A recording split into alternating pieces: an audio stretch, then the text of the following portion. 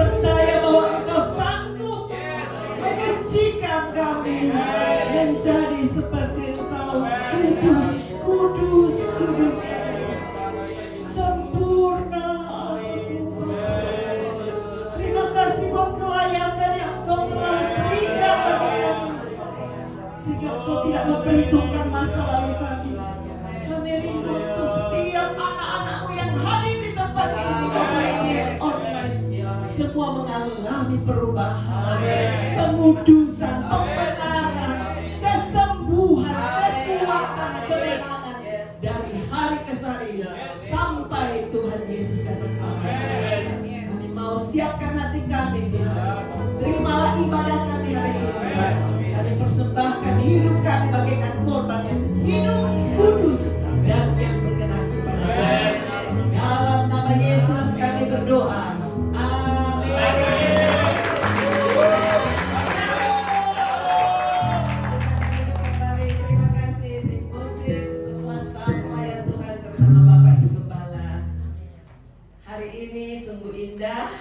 Walaupun sesi yang terakhir, tapi rasanya tidak mau berhenti berteman dengan saudara yang suka memuji Tuhan. Nanti kalau di surga memuji Tuhan tuh tidak bosan ya. Karena rasanya kalau cuma menyanyi setengah jam, 1 jam sudah cukup loh. Nanti ini baru latihan di surga terus menerus memuji Tuhan. Kita harus pahami supaya jangan sampai kepleset. Ada yang salah jalan. Amin. Hari ini saya janjikan mau cerita atau terangkan supaya kita bagaimana mengantisipasi hukum dosa dan hukum maut. Pasti ada. Kita percaya atau tidak percaya pasti ada. Kayak gravitasi. Kalau ini saya lepas, kenapa jatuh? Karena ada hukum gravitasi. Amin. Nah, harus diantisipasi sehingga pesawat, andai kali ini pesawat, dia sudah antisipasi pakai hukum Newton, ya kan? Lalu dia tidak jatuh. Saya terbang dari Perth ke sini, naik apa masa berenang? Naik pesawat. Kenapa tidak jatuh padahal besi? Padahal berat saya berapa kali 300 orang berapa? Kok gak jatuh? Ini kok jatuh? Sorry, nanti saya bilang. Nah, akhirnya kita harus tahu walaupun ada hukum gravitasi bisa diantisipasi. Harus letakkan rumus-rumusnya. Pakai instruksi semuanya harus benar. Sehingga tidak jatuh. Hukum dosa dan hukum maut juga pasti ada karena sudah ditulis dalam Alkitab. Tapi kita mau supaya tidak terjatuh lagi. Jatuh bangun, malu-maluin. Tapi tidak usah malu. Yang selalu jatuh bangun hari ini katakan, aku tidak mau jatuh bangun lagi. Aku tahu rahasianya. Masa jatuh terus, pesawat jatuh terus, tidak ada yang mau numpangin. Biar dibayar mahal gak ada, apalagi Tuhan. Ya. Kita harus tahu, karena kita sadar benar-benar jatuh bangun dalam dosa itu ada hukumnya, hukum maut, apalagi hukum dosa. Tahu nggak bedanya hukum dosa dengan hukum maut? Saya mau kasih tahu saudara ya. Hari ini kita hafal baik-baik. Hukum yang disebut hukum dosa, saya bacakan dulu. Itulah yang membuat manusia tidak berdaya terhadap perhambaan dosa. Jadi yang membuat kita tidak berdaya karena ada hukum dosa. Kita bilang, aku tidak mau ngomel, kok masih ngomel? Kayak orang bilang refleks gitu ya. Ada hukum dosa yang membuat kita selalu terpancing. Mungkin nenek moyang kita itu dulu tukang ngomel, tukang marah. Kalau boleh jarang marah, jarang ngomel. Ya, jadi kita coba hentikan semuanya itu, katakan Tuhan, aku mau berhenti. Bisa nggak? Ya pakai rumusnya. Pasang senyum. Nanti saya kasih tahu. Ya, jadi sekarang sudah tahu hukum dosa. Sekarang hukum maut. Hukum maut itulah hukum yang membelenggu. Jadi terbelenggu loh, karena mungkin suka berdosa. Membelenggu manusia ke dalam kesengsaraan akibat dosa. Puncaknya kepada sengsara kekal. Tadi pagi yang tidak ikut bisa ikuti nanti online-nya ya. Ada neraka. Kita mau kosongkan neraka. Siapa mau kosongkan neraka? Saudara harus keluar dulu dari semua ancaman neraka. Jadi hukum dosa dan hukum maut kita harus antisipasi. Karena apa? Ada darah Yesus. Amen. Ada Yesus di hati kita. Semua sudah terima Yesus? Amin. Ya, saya berikan kemuliaan bagi Tuhan. Terima kasih Tuhan. Dahsyat Tuhan kita ya. Kita buka sama-sama Alkitab kita supaya kita mengerti bahwa itu janji Yesus, bukan kata saya. Kita buka Alkitab kita dalam kitab Roma pasal 8 ayat yang kedua. Roma 8 ayat 2 katakan begini. Sudah, Roh yang memberi hidup telah memerdekakan kamu dari Kristus, dari hukum dosa dan hukum maut. Benar toh ada hukum dosa dan hukum maut? Amen. Kayak hukum gravitasi saudara tidak bisa lihat, tak boleh diraba-raba, tapi pasti ada. Terbukti. Jadi kalau ada orang-orang tidak percaya Yesus, bilang tes aja naik pesawat. Pesawat yang bukan pesawat yang kualitas, pakai pesawat kertas atau pesawat mainan, semua jatuh. Ya? Nah sekarang ini yang menjadi inti pembicaraan kita. Walaupun ada hukum dosa dan hukum maut, tapi ada Roh Allah.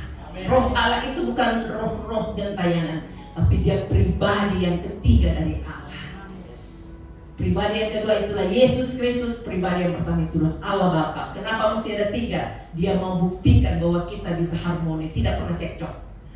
Dan ketika saudara dipersatukan dalam keluarga, suami istri atau keluarga Allah, seluruh jemaat, anak-anak, jangan mau cekcok. Bagaimana bisa nyatu dengan Tuhan kalau tiap hari cekcok?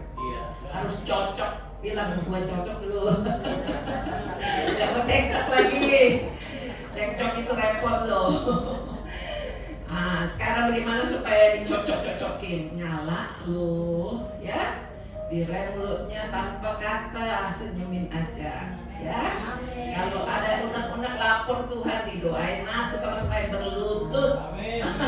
Air matamu akan ditampung oleh Tuhan, membersihkan luka-luka hati. Kalau tidak pernah nangis, walaupun orang bilang kamu air mata buaya pusing amat, yang penting Tuhan bilang aku tampung air mata. Bikin batu, asal tak sedikit-sedikit tidak dapat makanan nangis. Bukan karena itu kita nangis Tuhan. Walaupun orang tidak menghargai saya, tapi aku mau menghargai dia. Ya. Jadi hukum dosa tidak kena lagi ke kita. Nanti terbang tinggi, tidak nyanyi, bukan terbang. Nanti nyanyi itu ya, bukan terbangnya setelah ibadah. Saya senang sekali kalau saudara respons luar biasa. Beda kalau di sana ya. Kita harus diterjemahkan bahasa Inggris, aduh lamanya. Di sini langsung spontan. Oke, nah sekarang kita harus perhatikan bagaimana supaya kita bisa mengantisipasi hukum dosa dan hukum maut itu. Saudara tahu kan, di dalam prinsip saya itu ada 3 kunci, 3K, 3 kunci, semua K depannya. Coba tebak K apa dulu? Kalau menang, ketaatan. Jangan lupa ya, K-nya tuh. Terus apa lagi? Kesungguhan. Untuk apa? Taat tapi tidak sungguh-sungguh cuma membeo atau apa? Atau dipaksa-paksa, harus sungguh. Kesungguhan. Yang ketiga, kesetiaan. Gampang toh? Kalau dia taat seperti ada seorang bapak Alkitab tulis, punya 2 anak. Yang satunya disuruh pergi, abang pergi dulu sana beli bakso. Ini bukan bakso, kalau bakso kan enak, habis itu makan bareng. Ini pergi pacul itu tanah di sana, pokok anggurnya, ladangnya harus dipacul, disiramin, buat dia berbuah ya. Iya Pak. Terus apa? Dia lakukan nggak? Itu cuma mau kasih lihat papa aku nurut, padahal nggak dikerjain. Orang tua suka nggak kalau anak gitu, cucunya gitu. Nah Tuhan juga nggak. Jadi kita harus taat. Amin. Gampang nggak? Gampang. Karena mau terbang. Kalau nggak naik pesawat mainan. Siapa tidak mau taat? Kasih tahu pesawatmu nanti mainan nggak nyampe loh. Kayak pegang tas tapi tas KW. Pesawat KW nggak nyampe, itu cuma buyar, bualan aja. Tapi Tuhan pasti janjikan pesawatnya bukan terbuat dari merek apapun juga, tapi Yesus terbang ke surga. Dia tidak pakai pesawat, itulah yang kita akan ikuti. Dan ini bukan bualan isapan tempur, ini pasti dan akan terjadi dalam generasi kita. Amen. Kenapa mau dibiarkan teman-temanmu masuk di dalam api neraka? Tangkap dia dengan kasih, dengan ketaatan. Jangan cuma bilang yes tapi tidak masuk. Garap itu pokok anggur, ladangnya sampai siap untuk dituai. Dan kalau kurang pekerja, Tuhan bilang mintalah pekerja, maka Tuhan akan memberikan pekerja. Sudah taat, yang bungsu itu bilang apa? Enggak mau, disuruh juga. Enggak mau. Orang tua kalau lihat anak kayak gitu enggak disuruh-suruh lagi. Ruginya siapa? Saya kok jadi kayak Ibu Maria cara bicaranya. Siapa yang rugi kalau anaknya enggak disuruh-suruh lagi? Hai pekerja-pekerja, kalau saudara sudah nggak dikasih lagi tambahan pekerjaan, cepat-cepat datang kepada Ibu Gembala, Bu, Bapak, tolong aku dikasih lagi pekerjaan. Anak saya itu masih umur 14 sudah disuruh kerja, dia juga sekolah. Terus kita kasih tahu, bosmu itu kalau suruh kamu kerja sementara kamu ujian, pilih mana? Ya kerja dong, nggak boleh. Kamu harus ujian dulu. Ujian kan duduk harus 3 jam satu buku, belum lagi buku yang lain. Aduh, sampai kalau saya tumpah tangan kepalanya itu panas, cekot-cekot, saya kadang kompres, kadang tak doain, bukan cukup untuk dikasih makan atau doa. Kadang saya doain jadi panas sekali. Nah, terus kalau tidak kerja karena ikut orang tua, berarti berkurang income-nya kan? Terus bosnya juga tidak mau kasih lagi, karena dia pikir kamu jual mahal sih, tidak mau lagi kerja. Padahal kita bilang utamakan ujian. Dia sudah kasih tahu bosnya, saya mau ujian, tolong jangan dikasih kerjaan banyak. Dia bagus kalau kerja, sampai dipercayakan online semua karena anak masih umur 14. Coba mama-mama disuruh urus online, saya aja bisa give up. Tetapi anak muda bayarannya kecil, kerjanya cepat, bosnya suka kasih. Tapi kalau tergeletak ujiannya untuk apa? Jadi orang tua harus netralisir, kamu harus ujian diprioritaskan. Bosnya tidak senang, tapi tidak ngomong. Akhirnya setelah ujian tidak dikasih lagi kerjaan. Nah begitulah orang tua kalau lihat anak anyi-anyi, ngerti anyi-anyi, disuruh nggak mau, mesti tetap mau. Akhirnya anak yang kedua yang ditulis dalam Alkitab itu akhirnya mau juga, tapi bikin capek hati orang tua. Kecuali reasonnya benar, ya. Misalnya saya kurang enak badan, oh sini tak doain. Oh saya lagi pergi ujian, tidak apa-apa didoain. Setelah itu dikasih lagi. Harus komunikasi yang lancar dengan bosnya. Kalau di sini gembalanya ada, di sorga juga ada. Kalau kita mau tunduk kepada yang sorga tapi yang di sini nggak tunduk, terus bagaimana caranya? Yang kita lihat aja nggak ditundukin, apalagi yang tidak kelihatan. Ya, jadi sudah taat, ngerti ya? Nggak boleh pura-pura taat atau tidak taat bikin capek bosnya. Tapi harus komunikasi yang benar. Suami istri kan juga begitu. Istrinya taat kepada suami. Kalau tidak bisa, bilang sorry aku tidak bisa. Selesai. Jangan dibelok-belokin, kita bukan ular. Ya, haleluya. Jadi sudah taat. Yang kedua tadi apa? Kesungguhan. Hebat nih ya nulis. Semua harus nulis dong di HP-nya. Gampang ya. Kalau kita mau sungguh-sungguh, sekali sungguh-sungguh tetap sungguh-sungguh. Itu karena lahir dari training. Kita punya training online namanya 3K online. Jadi ketaatan, kesungguhan, kesetiaan. Dan itu benar-benar berhasil. Karena apa? Kalau kita sungguh-sungguh. Ada seorang ibu, dia sebenarnya malas seperti yang saya bilang. Dia punya suami meninggal tahun lalu, anaknya 6 bulan sebelum suaminya mati meninggal juga. Aduh, mau sungguh-sungguh kayak apa lagi nih? Sudah terpukul kayak linglung gitu. Untuk didongkrak anaknya di Australia, dibawa. Terus saya ceritakan, belakangnya sudah sembuh, cuma didoain karena dia datang terus. Dia sungguh-sungguh datang. Dibuat sungguh-sungguh sama temannya. Temannya itu dia tak jemput kamu ya. Enggak mau, tak jemput. Ditutup pintunya, tak jemput. Garasi aja dia tidak tahu buka, tidak ngerti apa-apa karena linglung. Tapi temannya setia jemput. Akhirnya dengar firman, dengar doa, dengar kesaksian. Terus dia bilang, aku juga minta didoain. Besoknya minta doa lagi. Siapa yang mau didoain? Dia bilang, anakku kerja di Jakarta tapi susah kencing. Umur berapa anakmu? 23. Bagaimana caranya ditelepon? Tidak bisa, dia kerja. Tapi sudah lama tidak bisa kencing. Gimana nih? Biasanya harus operasi kan? Infeksi itu namanya. Terus saya punya pengalaman yang sama. Waktu harus melahirkan mungkin bagaimana keseleo di dalam, terus banyak kali tidak bisa kencing. Pasti saudara pernah punya pengalaman begitu. Apa caranya? Ada yang bilang aku harus dioperasi, tapi saya tidak. Saya kasih minyak urapan dalam namanya sembuh. Dan aku itu berulang-ulang selalu sembuh. Resep ini saya kasih tahu anak saya. Ketika umur 3 tahun, walaupun saya ke Jakarta atau kemana, dia bilang, "Mami, mana minyak urapan? Saya tidak bisa kencing nih." Dia sudah tahu resepnya. Sungguh-sungguh memperhatikan firman. Minyak urapan itu bukan milik gereja tertentu, tapi milik Alkitab yang harus kita sungguh-sungguh lakukan. Ya, saya sudah kasih botol kepada Ibu Gembala, saya sudah carikan cara-caranya. Nanti saudara semua diberikan. Kemana saja tasnya selalu ada minyak urapan. Saya ketemu orang di jalan, walaupun dia suku-suku yang terasing, terbuang. Saya bilang, "Kamu sakit ya, sini tak doain." Ada sampai nangis, berdarah. Karena dia merasa disayang sekali. Kita tidak mesti perlu, tapi kita kasih minyak urapan. Dan sekarang kan pakai semprot, jadi tidak pakai celup masuk, hitam semua di situ. Semprot kayak minyak wangi. Set, suruh tangannya adik yang pakai sendiri. Ini ya, dia pakein, temannya dia pakein, tapi kita kan doa. Hei, ada yang tumbang sampai langsung bawa kita setelah dari sana. Loh, kok sudah tidur di jalan? Ya mungkin kecapean tadi, dia tidak tahu mau ngapain, habis berantem sama temannya. Tuhan itu sayang untuk semua suku-suku bangsa. Saudara ini ada di tengah-tengah suku bangsa, bermisilah.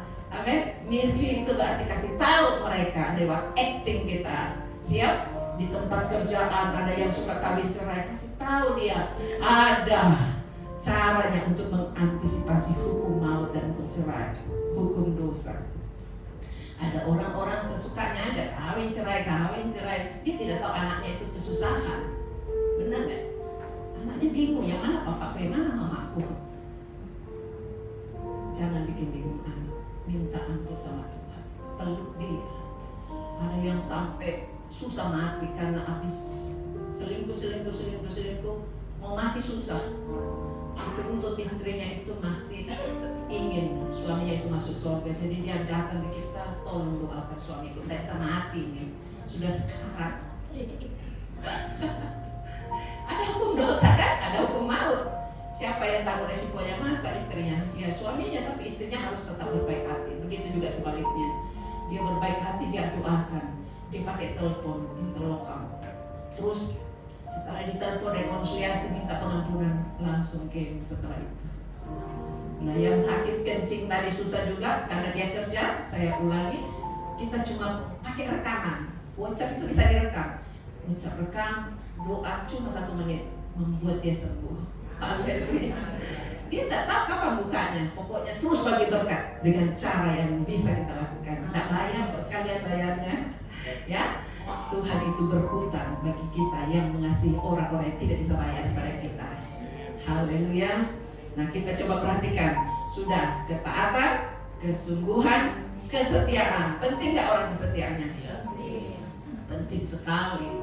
Orang itu kalau tidak setia, misalnya berapi-api terus, tapi langkah terakhirnya jatuh atau tidak sungguh-sungguh sama Tuhan, tidak mau taat lagi sama Tuhan, bosan. Ya masuk surga enggak? Ada orang bilang mending kayak orang yang di samping salib Yesus. Last time aja, saya tunggu last time aja. Siapa yang tahu kamu gamenya kapan? Jangan tunggu last time, resiko terlalu besar. Tidak ada the next pesawat untuk ke surga, cuma sekali jalan. Ya, tidak ada yang bisa jemput kita, cuma sekali jalan. Kalau boleh ambil yang awan-awan, jangan yang setelah antikris. Ngerti ya? Yang tadi kan sudah ada diagram akhir zaman, pelajarin baik-baik. Kita kan kalau booking tiket, kita mau pagi, kita mau malam, kita mau tanggal berapa, kita yang miliki toh. Nah kalau mau yang teranggap di awan-awan seperti nyanyian ada pertemuan di udara, itu sebelum antikris. Kalau setelahnya antikris akan aniaya. Katanya Alkitab, dengan darah tangan satu lebih baik karena dipotong oleh dia lebih baik satu tangan ke surga daripada tangan dua tidak masuk surga. Jadi lebih baik tak usah dilewati itu antikris. Ya, ini zaman persimpangan jalan. Kita harus tentukan, aku mau ambil tiket yang mana. Ya, kalau kita ambil tiket untuk take off waktu Yesus datang jemput kita pertama kali, itu enak. Ada pertemuan di luar, sorak-sorai, dan di sana pesta perjamuan kawin anak domba Allah dengan gerejanya selama 3,5 tahun. Orang pesta 5 hari itu harus jutawan atau milioner konglomerat. Ini Tuhan lebih dari konglomerat. 3,5 tahun pesta terus. Bayangkan kalau saudara pakai baju nikah tapi ada cemotnya di sini atau pakai daster, get out, tidak bisa. Semua ada requirement-nya, ada syarat-syaratnya. Bukan berarti dia kejam, karena dia maha kudus, maha sempurna. Tuhan bilang hendaklah kamu sempurna karena Bapamu itu sempurna adanya. Sekarang belum sempurna tapi berjalan menuju kesempurnaan. Karena kau taat dan terus taat, setia dan sungguh-sungguh. Nah, ada lagi resep lain. Kalau kita mau masak, pokoknya ada garam, ada specin atau chicken stock, ada merica, cukup. Ya, tidak usah banyak-banyak. Jadi taat, sungguh-sungguh dan setia. Nah, sekarang problemnya bagaimana kalau mau taat? Kalau cuma disuruh kerja terus tidak taat, kan tadi saya sudah explain. Kadang-kadang kita itu muda atau tua ditantang untuk memiliki berhala nenek moyang kita. Semua nenek moyang kita punya berhala nggak? Ya. Yang dengar khotbah kemarin Kolose 3:5 itu sudah ngerti, karena berhala itu ternyata ada 5 kriterianya. Apa saja, siapa yang tahu? Lupa ingat? Percabulan, kenajisan, itu semua buah dari berhala. Apalagi hawa nafsu, nafsu jahat, keserakahan. Hafal baik-baik, ini triknya si jahat. Kalau saudara bergaul dengan percabulan, Tuhan bilang aku kecil melihatnya, jijik seperti kain pel yang sudah dibersihkan, masuk lagi di dalam kekotorannya. Hari ini katakan Tuhan, baru tuh saya hidup oleh roh, bukan oleh daging. Banyak orang bilang, oh perjanjian lama tidak apa-apa. Tapi Tuhan bilang, aku sudah mati untuk kamu, hidup oleh roh, maka keinginan dagingmu akan dipatahkan. Pakai waktunya. Jangan cuma lihat-lihat terus film-film yang tidak diundang masuk. Kita harus lawan semuanya. Darah Yesus sucikan.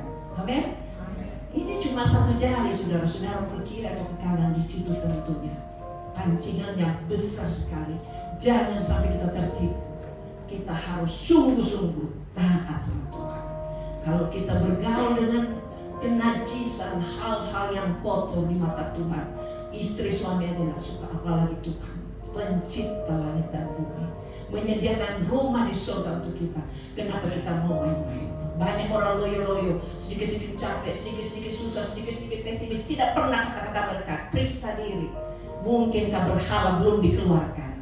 Setelah percabulan ini, ada juga namanya apa? Kenajisan, hawa nafsu, nafsu jahat, keserakahan. Anak muda, kalau pacaran bagus, tapi harus tujuannya untuk menikah dan tidak usah pegang-pegang dulu. Amin. Supaya saudara didapati kudus di hadapan Tuhan dan hasilnya enak. Seperti naik mobil, enak gak? Kalau bekas display atau bekas-bekas yang kotor, lebih baik kita ambil yang baru.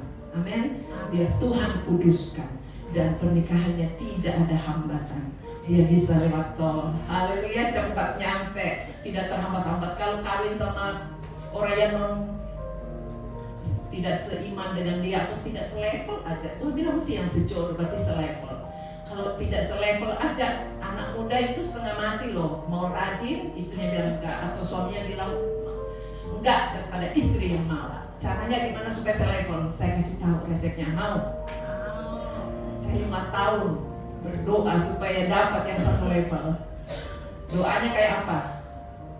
Tuhan, Engkau mau apa untuk hidupku? Tuhan mau saya full time, saya minta yang full time, supaya aku enggak seperti gayung ke kanan, dia gayung ke kiri. Seperti sekarang saya kesini kan enggak apa-apa. Ya, bayangkan kalau saya kawin dengan orang konglomerat. Waktu itu ada sih yang mau sepertinya. Dia bilang, kamu pergi aja penginjilan, saya yang biayai, tapi saya tetap bisnis. Saya bilang, sorry, terima kasih. Dia enggak marah. Tapi saya tidak masukkan di hatiku karena bukan kriteria saya. Full time. Full time itu walaupun uangnya tidak banyak tapi full time. Namanya full time, saudara, gajinya dari Tuhan. Saya bilang kemarin di Jatinegara, bosmu lebih besar atau bosku? Kan Pak, suami saya sebelum jadi full time, dia bilang, terus makan apa nih Tuhan? Tuhan bilang, siapa lebih besar? Bosmu sekarang sebagai insinyur atau saya, bos yang punya langit dan bumi? Oh iya, Tuhan boleh sekarang aku mau jalan. Tapi kan tidak langsung datang. Kita ke Australia siap naik bus, bawa sepatu kets, bawa anak kecil. Tiket cuma 1 kali jalan oleh gereja, tidak bisa pulang lagi. Kalau pulang harus berenang. Kapok enggak? Harus sungguh-sungguh. Oh, kalau enggak sungguh-sungguh enggak lahir gerejanya. Saudara yang mau dipakai Tuhan sebagai gembala penginjil harus perlihatkan kesungguhan hati saudara. Bukan karena absen aja, bukan